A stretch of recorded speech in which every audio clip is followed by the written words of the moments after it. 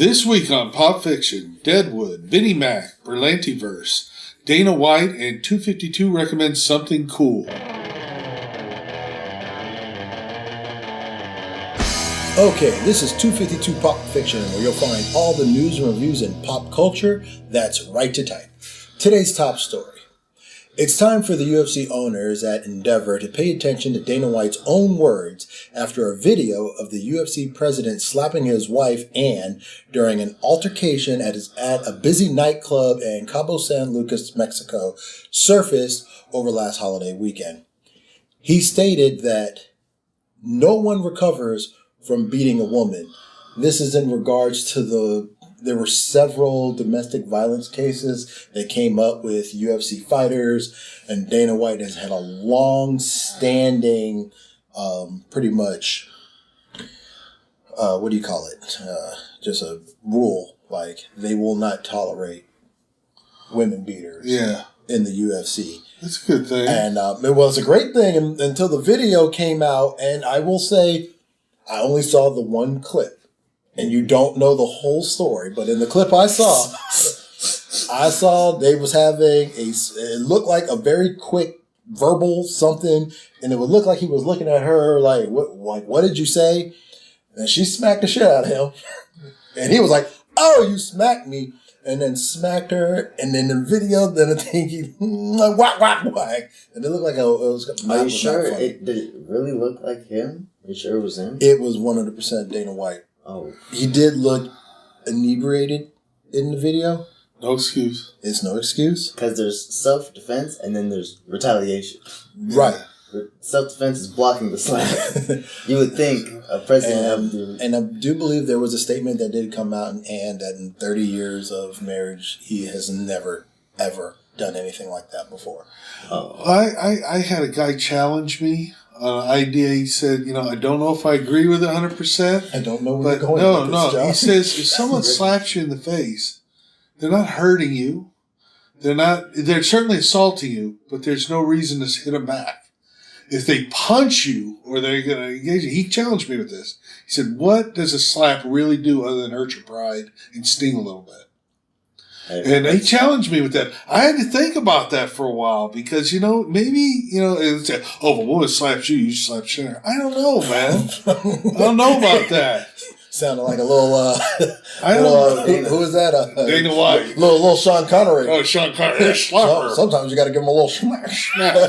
No, but I thought about that. I'm like, what if someone was coming up to you today and slap you in the face? I said, I'd probably knock shit out of them. But I see your point. It was a point I had never thought of before. All comments directed at Jay Bowman.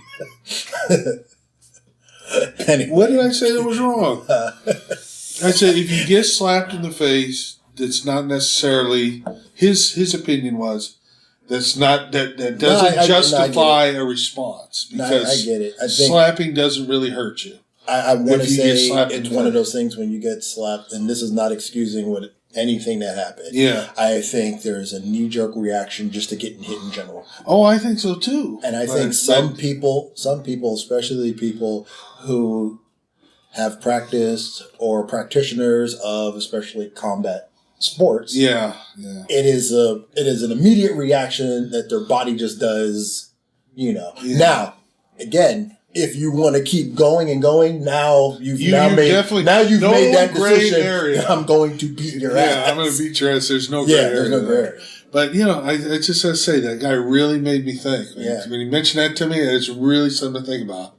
I was like, if I get somebody comes up and slaps me, really, what has he done? Too, the more you know. It's made me think. Before I can't read that. Sorry. Here, let me do this. Oh, ripping? Keep reading. Let's go shake it a little bit. The teleprompter just went out. Just cut on me. All right. My career is at stake here. The only thing I can think of is when we were doing D&D and you felt like JP was out to get you. It hasn't stopped. The beef is still on. Actually, before the company's television rights are renewed, Vince McMahon has rejoined the board of directors of World Wrestling Entertainment to help to help facilitate the future sale negotiations. It appears to be on sale target even after following his sexual misconduct controversy. It would be all done by July. Wow. What a mouthful. Yeah. So, apparently Vinnie Mac is back in the WWE. You know, I believe Stephanie and Triple H are kind of like, so he's doing the thing, but I think he's really there just to make sure that this sale's going through because, I mean, it is still a hot property, and if you're in the world of professional wrestling, still the WWE is the pinnacle, right? That's the Mount St. Helens. That's where everyone wants to go. Yeah. Mount St. Helens? No, what is that? What am I talking Mount Rushmore? Not Mount Rushmore. What? Kilimanjaro? No. What is the Himalayas? Mount Everest? Everest, thank you. I didn't know what you were going for. Monuments? It's the Mount Everest of sports entertainment and wrestling. So whoever does purchase it, if that is the case, and it's no longer owned by, who is it, Titan Productions? I have no or something like that? You got me. It's only been around 40 years. Yeah. But whatever. Whatever. Anyway, you know. So is Mr. Pibb. I can tell you who makes that. Coca-Cola. Really? I mean, I don't know. Is it Coke or Pepsi? I don't know. I don't know. I don't know. Most importantly, I do not care. Yeah. And we are all stupider for listening to it. Yeah. JB. I can feel the intelligence leaking out. The most arguably successful TV producer in the past 10 years is staying with Warner Brothers. In order for Greg Berlanti Productions to continue working at the studio for its television operations through the year 2027, he has signed a significant new 4-year exclusive overall arrangement. I don't even know who that is. Yeah, a lot of his shows you don't like. Oh, so like what? The Berlanti verse, there's Arrow, The Flash, Supergirl, All American. He has. There's so he's many. the teen drama king. Riverdale. Yes, he is definitely the teen. So he makes the hits. Yeah. I mean the CW. I mean Warner Brothers, like all of that stuff. Batwoman. All of those. It was all coming from the Berlanti verse, Greg Berlanti's work and stuff like that. And I want to say it started in 2006, 2007 is when he first started his whole thing. And then 2008 was the beginning of the Arrowverse. And then that has gone on. And it's 2023. And I think they're just now about to end The Flash. I think Supergirl's over, but then they still have their other shows that are still out there. Some made it, some didn't, but... Yeah, the Drake of the TV world. Yeah, whether you like him or don't. Whether you like him or don't like him. Hey, all the success to you. Yeah, I mean, just to think, if you're a showrunner and a producer, you have one hit show on TV is great. You know, but to have a string of them, to have a string out of it, it's just like everything you put down is just golden. Mm-hmm. I think even Kung Fu. I think he does that one too. Yeah, he does Kung Fu, the new series. Angela loves that show.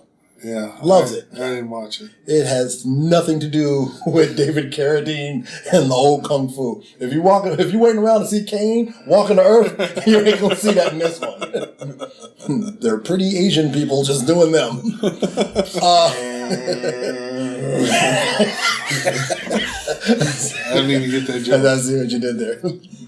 This week's review, Deadwood the movie. Now I know you're gonna ask yourself, didn't that come out in 2019? It did, but did I just watch it? Don't spoil it because I haven't finished the Deadwood series yet. Oh, you haven't? And I'm going to watch the movie as soon as I'm done with the series. Then let me see. And the copy is okay. I think we're good. Well, what season are you on? Oh, I don't remember. The TV saves it for me. I know. Okay, so earmuffs, JB. In 1889, while South Dakotans celebrate their statehood, Sheriff Seth Bullock has conflict with junior California Senator George Hearst and the help from his former rival, a saloon owner, Al Swearingen, in Deadwood, South Dakota. What this is it's basically when, spoiler alert, HBO canceled Deadwood. In their third season, they never had a proper finish. Yeah. So this was a chance for the show creators, writers, directors to not only have their closing, But they amazingly, after 15 years after the show had ended, they were able to get almost everybody in the original cast back to do the movie. Mm. It was also... But they didn't have Ferris Bueller Principal in there. Yes. He's in there? He got thrown off the show for I know. Sexual misconduct with a child? I know. Oh. And I don't want to spoil anything, but when I was thinking, do they have... I said, was that a double? You know what I'm saying? I was thinking, was that a double? But he was in the I was credits. telling Angela, I was like, hey, you know who went to prison for kitty porn? Yeah. This guy right here. Was it kitty porn or did it must you be know kitty what? porn. I feel like... know. After the Underoos thing, I feel like I don't even want to talk about. What's wrong with Underoos? I wore Underoos. I know, man. Hey, You wore I know, Underoos. man. Hey. I didn't want to. It was up on the big board. Yeah, I was like, hey. I even said to Frank, I was like, I don't even feel right about these pictures. I know. You don't have to have the pictures. You just put the logo. Listen, I had to be the one to say it. I was like, hey, man, this feels wrong. But anyway, we recently binged all three seasons. They still hold up. It's a good show. It's a great show, and as a song for fans who watched it to watch the movie, it did come out in 2019. It is available right now on your HBO Go Plus and Max. Okay. This week, JB remembers the clapper. Clap on, clap off, clap on, clap off. The clapper. He's too young. He didn't know that. Siri and Alexa are occasionally quite helpful. But back in the 1980s, all you had to do to turn on or off your lights or television was clap your hands. You didn't have to fear that your device was always listening or trying to steal your data. When the clapper was first introduced in 1985, it had that catchy song that people would repeatedly repeat in their heads, which we cannot do again because I'll have it repeating all night. Right. I never had the clapper. I never had the clapper either. No one I knew had the clapper, but everybody knew about the clapper. You know what's funny? I had one friend who had the It's crazy. clapper, You know. and she showed it to me. I was in high school. She goes, I got the clapper in my living room. We went in the living room, and all the electronics and everything, none of it was plugged in but one lamp. She went, and the lamp turned on. I was like, that's it? Only person I ever knew owned a clapper. But everybody was a household name. Yeah. And even in Pop Fiction, it was like, it would always be, there'd be some serious scene in something or whatever on some sitcom, and the person would go to bed and they'd lay down in their bed and they'd sit up real quick and go, and all the lights will go off. And that's how generation after generation knows about this thing. I don't even know if are they still selling the clapper? I have no Yes. idea. You might see it in the bargain bin at like Walmart or something. You know what kills me is in the commercial at the very end, they always had the same old woman turn off her lights. Mm-hmm. And she was like 930 years old. And the light would go out and then she'd die on the bed. The same woman was the same woman from the Life Alert that I've fallen and I can't get up. Yeah. Same woman. It's just a lot of good work. Real story. Kanan. She's good at near-death scenes. Just like a near-death scene, this week we recommend Kaleidoscope. A master thief and his crew attempt a $7 billion theft, but their preparations are derailed by betrayal, greed, and other dangers. Best thing about this show is that everybody will have a different experience watching it. What's it on? Okay, Netflix. it's on Netflix. So here's one of the things about it. First of all, the show is great on its own. It doesn't really need any of the extra hoopla. But since it's already built into it, it's like, how many episodes is it? 8 episodes or something like that.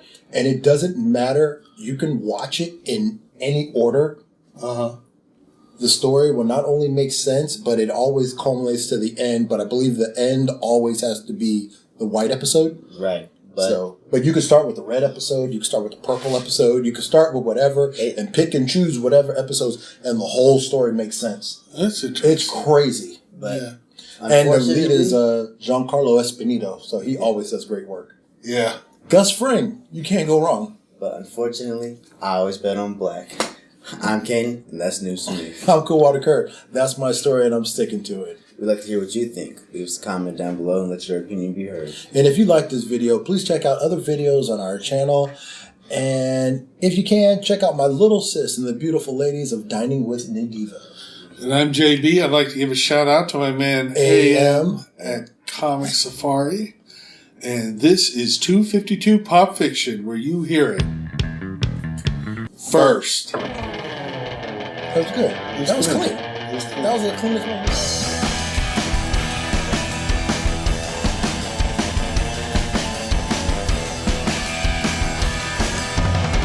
Adonis, pull yourself together.